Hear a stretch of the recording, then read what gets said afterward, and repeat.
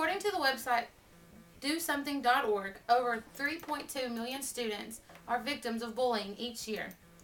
Bullying is believed to some to be normal or an everyday thing when it is not. When it does happen, a lot of adults will say, oh, they're just kids, or they'll get over it, or it will build character and make them stronger. When in reality, it causes a lot of pain to most of its victims. While people are just brushing it off, thinking it is no big deal, bullycide, which is bully-related suicide, remains among the leading cause of death in children under the age of 14.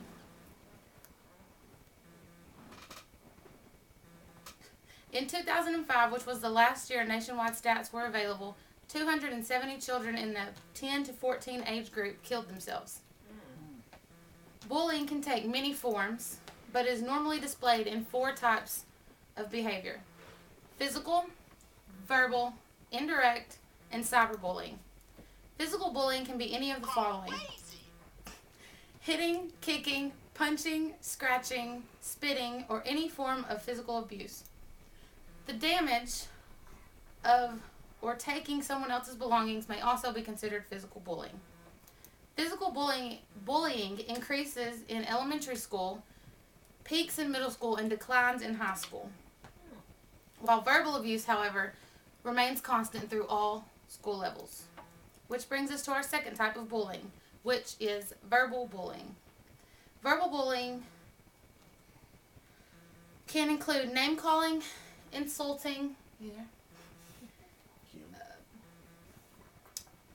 making racist, sexist, or homophobic jokes or remarks, or teasing using sexually suggestive or abusive language or offensive remarks. In most cases, however not all, verbal bullying comes from girls. Girls can be more devastating than boys. Girls use social exclusion techniques to show their power when they want to avoid the trouble that can come with physical bullying.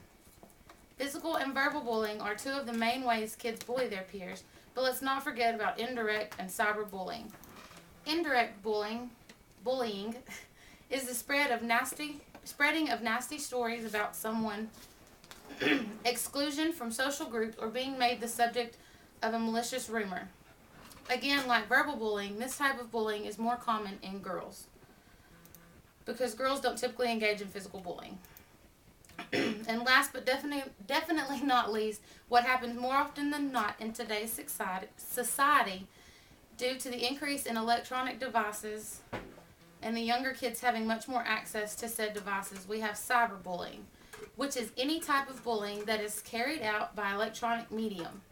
There are 7 types of cyberbullying, which include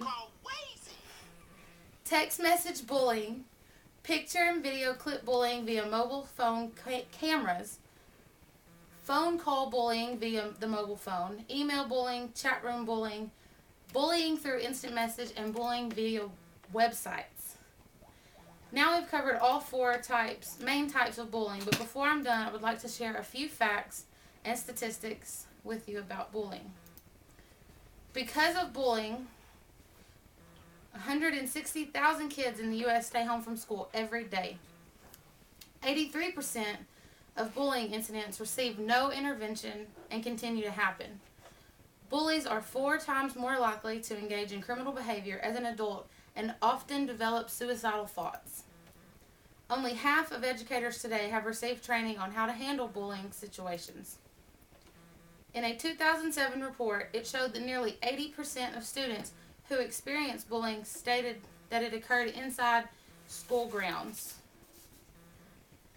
1 in 4 teachers see nothing wrong with bullying and will only intervene 4% of the time. 90% of 4th through 8th graders report being victims of bullying.